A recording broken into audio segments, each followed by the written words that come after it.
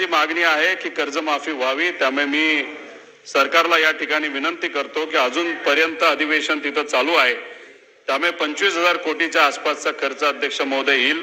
त्यामुळे कर्जमाफी या संपूर्ण महाराष्ट्राच्या शेतकऱ्यासाठी झाली पाहिजे अशी आमच्या सगळ्यांची अध्यक्ष महोदय इच्छा आहे आणि मागणी सुद्धा आहे।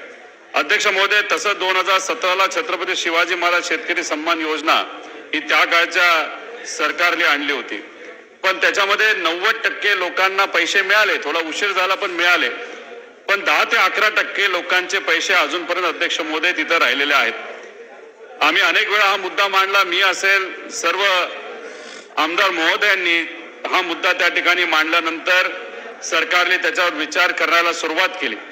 अध्यक्ष महोदय, 17 पासून आतापर्यंत तुम्ही बघितलं 7 ते 8 वर्ष झाली, 6.5 लाख लोक शेतकरी या योजनेपासून वंचित आहे। अध्यक्ष महोदय, गेल्या वर्षी 27 मार्च 2024 रोजी तत्कालीन मुख्यमंत्री यांनी या संदर्भातली बैठक घेतली, कारण आम्ही सगळ्यांनी आवाज उठवला होता, शेतकऱ्यांची सुद्धा मागणी होती।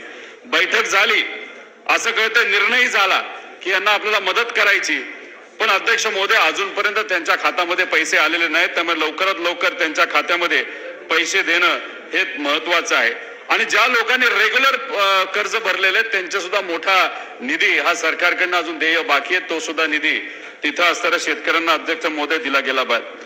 अध्यक्ष महोदय, पंजाबराव देशमुख व्याज सवलत योजना ही योजना कशासाठी असते की शेतकऱ्याला तिथं सरकारकडनं एक मदत व्याजामध्ये व्हावी।